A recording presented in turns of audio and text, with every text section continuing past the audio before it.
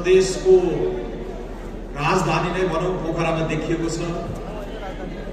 यो आत्मीय यो न्यानोपन सबैको लागि म यहाँहरुसँग चाहिँ धन्यवाद दिन चाहन्छु। पुष महिनाको आज पूर्णिमाको दिन यो स्वस्थानी व्रत कथाको प्रारम्भ पनि हुने त्यसैले पनि शुभ दिन आज रहेको रहेछ।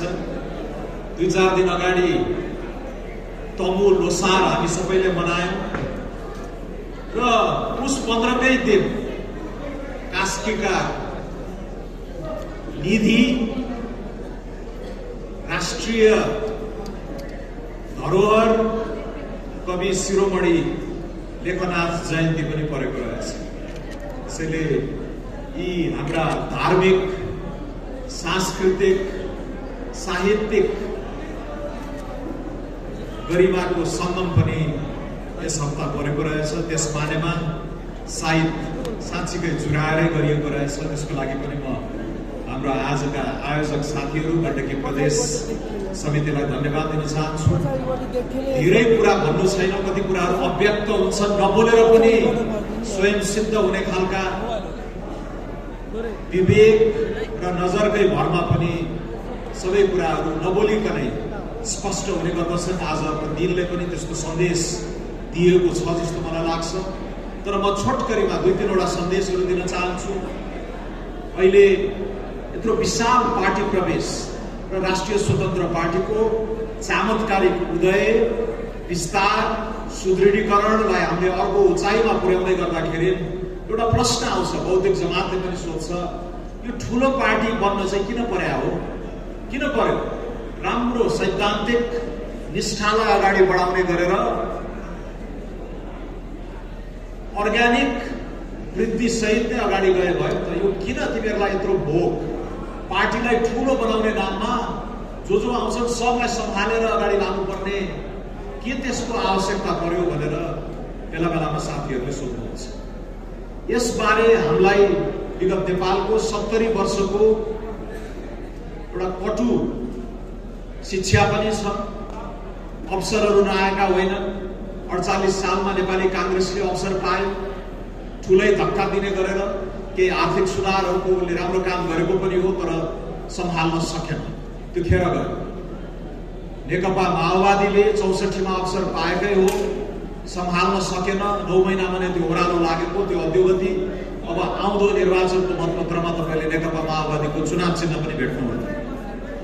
74 मा एमाले पनि पाएको हो त्यो अवसर। अहिलेको संविधान अन्तर्गत 2/3 सामर्थ्यको सरकार बन्दैन भन्दै झण्डै 2/3 सामर्थ्यको सरकार बनायो एमाले, तत्कालीन नेपाल कम्युनिस्ट पार्टी। तर 3 वर्षभित्रै तिम्रो कुर्सी भन्दा मेरो कुर्सी 3 इन्चीले भए पनि अगाडि हुनुपर्छ भन्ने त्यो आन्तरिक किचलो कलहमा त्यो रुमल लिएर यो मुलुकले पाएको दुर्लभ ऐतिहासिक अवसर त्यसै खेर फाल्यो। त्यसैले हामीले भनेका छौँ विगत 35 वर्षमा अब चौथो पटक एउटा त्यो अवसर आउनेवाला छ। राष्ट्रिय स्वतन्त्र पार्टीको नेतृत्वमा, राष्ट्रिय स्वतन्त्र पार्टीको नीतिमा गोलबद्ध भएर अब यो मुलुकले फागुन 21 को निर्वाचनपछि एउटा निर्णायक धक्का दिँदैछ, जसले मुलुकलाई नयाँ बाटोमा लानेछ। र हामीभन्दा अगाडि आएका दलहरूले गरेको गल्तीलाई पछ्याउने छैन। उनीहरूले गरेको गल्तीबाट सिकेर एउटा उन्नत सुसंस्कृत राजनीतिलाई अभ्यासमा ढाल्ने महान उद्देश्य बोकेर हामीहरू अगाडि लागेका छौँ। राष्ट्रिय स्वतन्त्र पार्टी कलिलै छ, तन्नेरी पार्टी हो। भर्खर 3-3.5 वर्ष भयो, तर हामीले जुन सुझबुझपूर्ण निर्णयहरू गरिरहेका छौँ, जुन आँट गरेका छौँ, जुन त्याग देखाएका छौँ, जुन आशा जगाउन सफल भएका छौँ, त्यसका पछाडि नेतृत्वको दूरगामी सोच र रणनीति, व्यक्तिभन्दा माथि दल, दलभन्दा माथि मुलुक हुनुपर्छ भनेर हामी अगाडि गएका छौँ। रवि लामिछानेले बडो आँट र जोखिम बोलेर सुरु गर्नुभएको यो महाअभियानमा तपाईँ हामी आज सबै झण्डै 3 लाख सदस्यहरू चाहिँ जोडिएका छौँ। यो दिन 2 गुणा, रात 4 गुणा चाहिँ फैलदै गइरहेको महाअभियानमा आज पनि हामीले पूर्व मन्त्री, संघीय मन्त्री कुमार खड्काज्यू, चर्चित पर्यटन व्यवसायी पुष्प अधिकारीज्यू र यही पोखराको महिला नेत्री समाजसेवी मिलन थापाज्यूलाई पनि हामीले स्वागत गरेका छौँ। यो त एउटा सानो झिल्को, अब यो झिल्कोलाई हामीले राँको बनाउनु पर्नेछ। राँको यसमा यहाँहरू सबैको साथ चाहिनेछ। र यो यसरी रवि लामी छानेर हामी दुईजना उपसभापतिले किन यस्तो रणनीति बनायो कि अब विशाल पार्टी बन्नु पर्नेछ। यो 21 सिटबाट 50-60 सिट ल्याएर च्याखे थापेर बसे भयो भने भन्ने पनि बाटो अप्नाउन सकिन्थ्यो। म्याजिक नम्बरको त कुरा तपाईँहरूले सुन्नुभएकै हो, कसैको पनि बहुमत आउँदैन अहिले भनेपछि 21ले पनि सानोतिनो हैसियत बनाएकै थियो, चौथो ठुलो दल बनेकै थियो। अब आँखा चिम्लेर पनि नेपाली जनताले यसपालि 60, 70, 80 सिट त त्यसै पनि दिइहाल्नुहुन्थ्यो। सम्भवतः सबभन्दा ठुलो दल हामी यसै पनि बन्नेवाला थियो। तर किन यो भगीरथ प्रयासमा हामी लागेका छौँ? युवाहरूको आशा रहेका काठमाडौँमा राम्रोसित मेयर चलाउनुभएका बालेन्द्र शाहलाई किन हामीले जोड्नु पर्यो? कुलमान घिसिङलाई किन हामीले जोड्नु पर्यो? विवेकशील साझा पार्टीलाई हामीले किन समायोजन गर्यौँ? अब 1-2 दिनभित्र एउटा ठुलो थारू समुदायको तबका पनि हामीसँग जोडिँदैछ, दलितहरूको महाअभियान पनि हामीसँग जोडिँदैछ।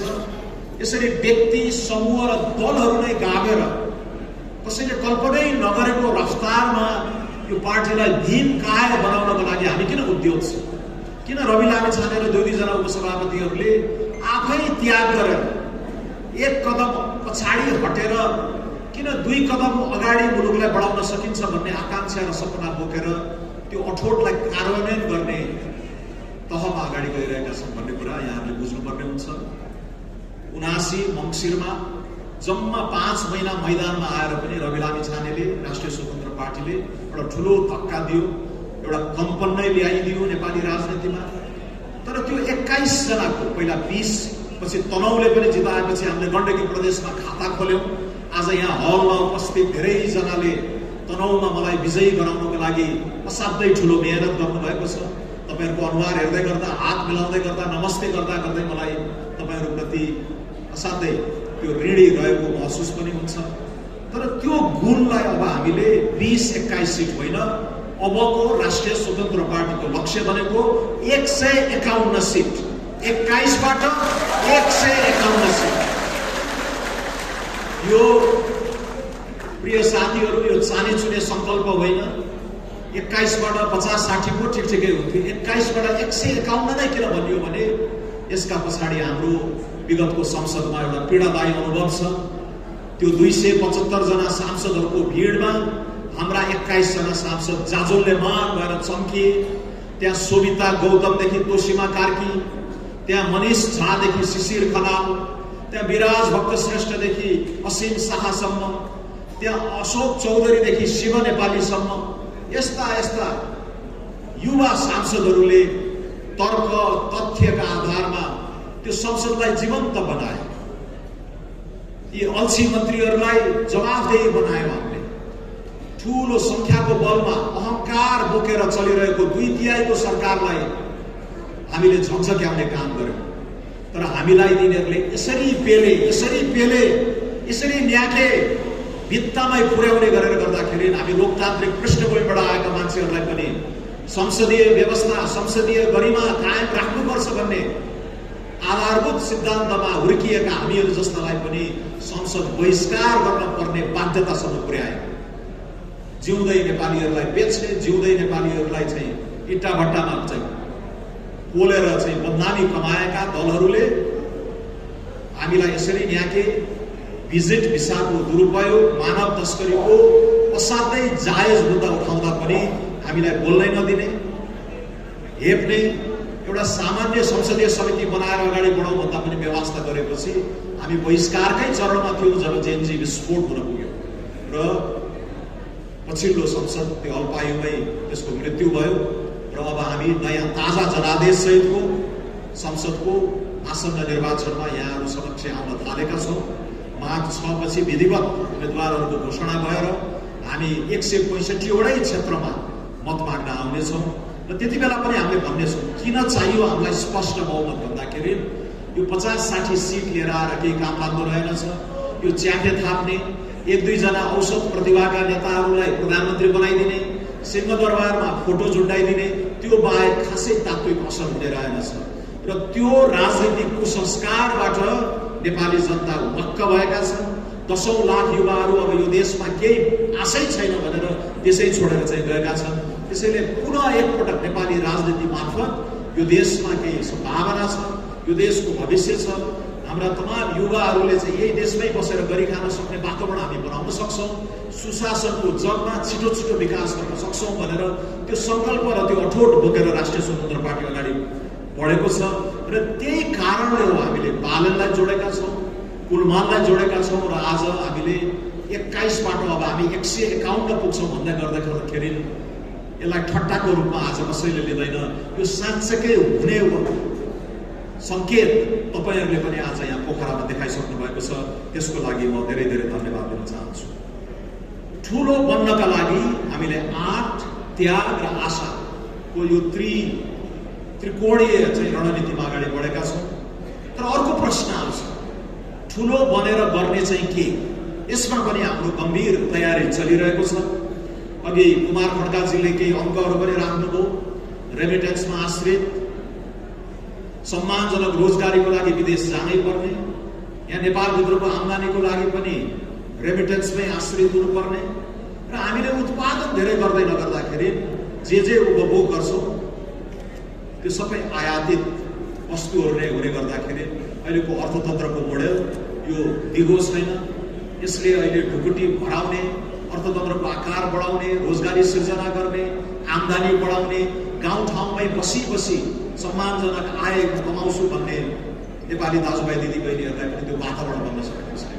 त्यसैले त्यो यात्रामा बाधक रहेका ऐनहरूलाई एउटा हस्ताक्षरले चाहिँ खारेज गर्न सक्ने हैसियतको लागि पनि हामीलाई स्पष्ट बहुमत चाहियो। निजी क्षेत्रका धेरै साथीहरू यहाँ हुनुहुन्छ, उहाँहरूले बारम्बार भन्नुहुन्छ यो 30-40 वटा ऐन त आँखा झिमिक्क गर्दा तपाईँहरूले खारेज गरिदिनुहोस्। यति धेरै संस्थाहरू छन् जसले चाहिँ अड्काइरहेका छन्, अल्झाइरहेका छन्, हैरान पार्छन्। यिनीहरूलाई पनि हामीले आधुनिक युगमा लान सकेका छैनौँ। कतिपय नीति नियमहरू त राणाकालदेखि आइरहेका छन्। के नेपाल बाँकी दुनियाँ अगाडि दौडेर जाँदै गर्दाखेरि नेपाल पनि त्यही रफ्तारमा बत्तिन पर्दैन। त्यही सुधारका लागि पनि हामीले संस्थागत सुधार, नीतिगत सुधार, संरचनात्मक सुधारका लागि पनि हामीलाई सङ्ख्या चाहिँदो रहेछ। यो खेल जुन लोकतान्त्रिक खेल छ यसको नियम नै के हो भने हामीले टाउको गन्नै पर्छ, मत चाहिन्छ।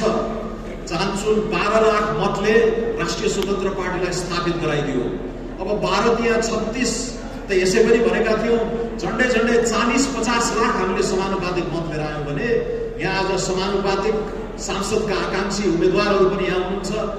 उहाँहरू सहित हामीले चाहिँ स्पष्ट बहुमत हासिल गर्ने गरेर अगाडि गयौँ भने गहिरा ठुला चाहिँ संरचनात्मक सुधारहरू गरेर यो मुलुकलाई 10 वर्षभित्र सम्मानजनक मध्यम आय भएको राष्ट्र, अग्रणी राष्ट्रका रूपमा हामी स्थापित गर्न सक्छौँ।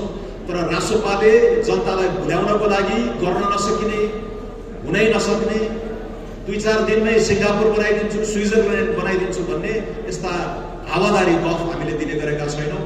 यसमा गर्न सकिने कुराहरू हिसाबै गरेर लगानी कसरी जोहो गर्ने, कुन क्षेत्रमा हामीले लगानी गर्ने, त्यसले कति आम्दानी बढाउँछ, रोजगारी कति सिर्जना गर्छ, राजस्व कति बढ्छ, यी सबै मसिनोसित केलाएर हामीले त्यो सम्भव हुने एउटा लक्ष्य चाहिँ हामीले राखेका छौँ।